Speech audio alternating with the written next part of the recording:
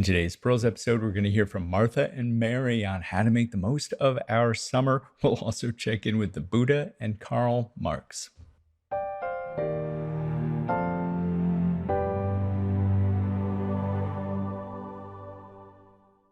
Welcome to this episode of Pearls of the Interior Life. Thank you for making this time for the Lord. Always good to be a part of that with you.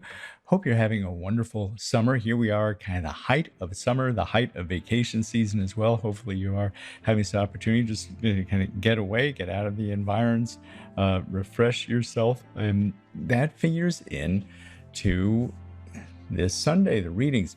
We come to Martha and Mary, the familiar story. Jesus visits. Martha's busy taking care of everything in the kitchen and whatnot. Mary's just sitting at Jesus' feet. Martha has enough of it, says, Jesus, come on, send Mary in here to help me out. He says, nope, no, she's chosen the better part, and that will not be taken from her. Okay, we're going to look at two different things. We're going to look, one, what happens though when we do have those times when we need to be a Martha? Because there's a lot of Martha moments in life. Maybe 4 quick points on how to best approach those Martha times in life. Then we want to dig deeper into that and the distinction of leisure and work with some very practical aspects of that, and compare it to worldly wisdom from Eastern mysticism, worldly wisdom from communist view of life. Okay, and then and closing, why this is all good news. Scripture, the gospel, it's good news. What is the good news here? And there's quite a bit of good news.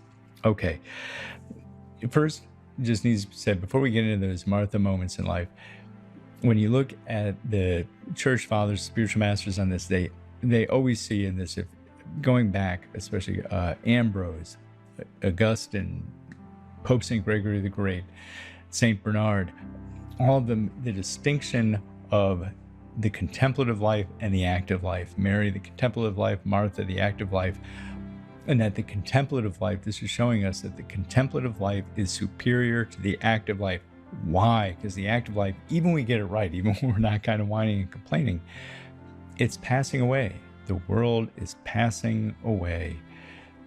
The contemplative life is what we will be in the hereafter. Only that love remains, only our relationship with God remains, and one another through him. So that's the main thing. That's why this apostolate is interior life. Our focus is on meditation, because even if it's a small part of our day, from a spiritual perspective, from our true vitality as human beings, it is the better part. It is the more significant part. Okay, that being said, we exist in the world, okay? And there are times we're called to be Martha. Some thoughts on that, because in the first reading for Sunday, the Church Inner Wisdom ties to this the account of Abraham seeing 3 strangers come to him, and he recognizes, and this is so cool, he recognizes that it's God, essentially. I mean, it's the Trinity. There are 3 people that are God, 3 persons, one divine nature, and he serves them. Right? That's what you do. And he does it with great joy. He doesn't necessarily do the Martha, the whining campaign. But okay, what about though? What about those Martha moments? First, and 4 things here. First, one, having that wisdom to discern, when are we actually being called to be Martha? Because a lot of times we aren't. A lot of times we take things on ourselves that aren't meant to be there. Oh, but I have to do this extra hour of work each day so I get that promotion. Maybe you don't need that promotion. No, I have to get this work done around the house. No, maybe it'll still be there later. But I have to have this time just in front of the tube tonight just to unplug and de-stress. Well, the point being, if we can't find even 20 minutes a day for silent meditation with God, our day is too busy. We have too many things that we're piling on ourselves that actually, if we take them off, maybe if we do less work, God will still lead us to that promotion or to a different job. Or instead of trying to de-stress with the tube, spend that time in meditation and watch how God de-stresses us over time. And so on. If we don't have quiet time with God each day, we're filling our day up with other things that shouldn't be there. Number 2, What about when things do have to get done? There's a lot of stuff that just has to get done. We unite it to God. That's the main, and we're going to see this play out more so. We unite it to the Lord, and we do it alongside of him. We're going to come back to that. But so when we do have to do it, that's the disposition we need to work from. What goes hand in hand with that is number 3, of letting go of the outcomes. Often our biggest concerns, when you say, Martha, you're filled with worries and anxiety, often it's because the outcome. We want it to be perfect. We know how this needs to turn out. Well, no, God may have given us this work to do more for our own interior work to unite to him. Maybe it isn't going to be this big worldly success we're planning on, and maybe that was never the point. We just show up, we give the best of ourselves that we can, we trust the outcome to God. And number 4, this is a biggie, relative positioning. Oh man, that's like the downfall of society. It's not how we are, it's how the other person is. And really that is everything. And don't we know this is exactly the case? It doesn't matter what we have, how much money we make or so on. It's how much the next guy has that defines our happiness much of the time. And wow, that's a terrible, pernicious place to operate from. And that's sort of what's going on with Martha a little bit, looking over at Mary. It's not so much that Martha's slaving away, it's that Mary's just having a grand old time at Jesus' feet, and that can't be right. Okay. And these things that derail us, when we pile on more than should be there, we tie ourselves to the outcome, when we're comparing ourselves to others, this is usually tied to our core wounds. So these are always opportunities when we find ourselves getting bound up in worldly affairs that are stealing our peace, stealing our time with the Lord. Usually in there we can see revealed in us something wrong with ourselves. If we just hate doing the work, well, maybe it's sloth is our big problem, that we're just not willing to work hard, or we'd prefer to be comfortable, and it's sensuality that's our problem, or it's more that vanity, that relative positioning thing, or it is pride. The outcome has to be perfect, or else I'm not going to look good. It's not going to meet my expectations of how great I am. At any rate, we can learn a lot about ourselves by seeing where we get off track when we are called into those Martha moments to work and serve. Okay, this is where we want to get a bit deeper in here, though. Really, the big underlying thing here is the interplay of work and leisure. Work and leisure. This is just so fundamental. We've talked about this a bit before. And again, Joseph Piper, he's the guy in contemporary Catholic thought on leisure and where that fits in. Okay, and work, we don't get away from it.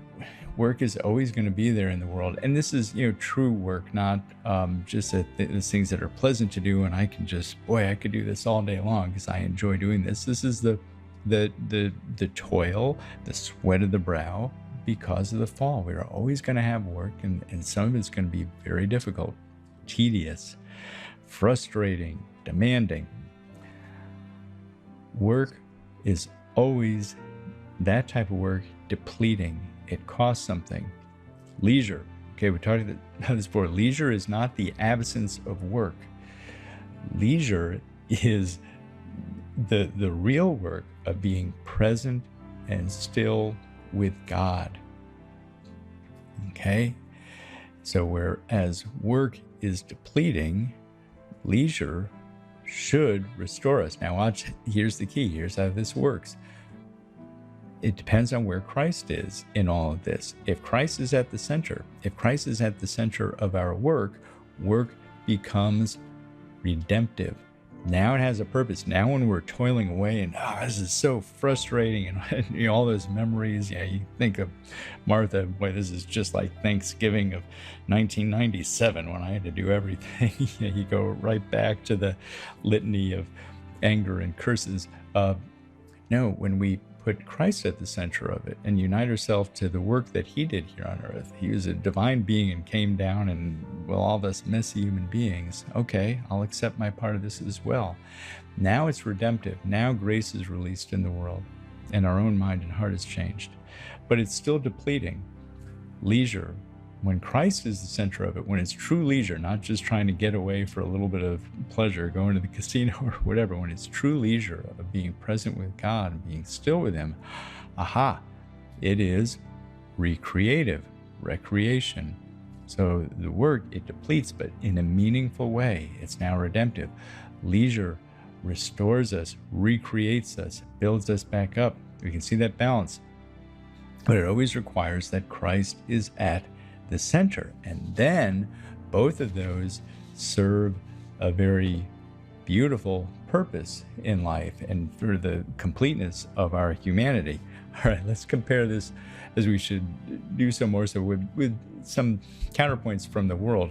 Eastern mysticism that keeps slipping in, especially kind of that Zen mindset. In Buddhism, the idea of service, especially if we look at the hospitality kind of side of things, is very actually goal-oriented. The point of serving others is you never know who you might be serving. You might be serving the Buddha disguised as whomever.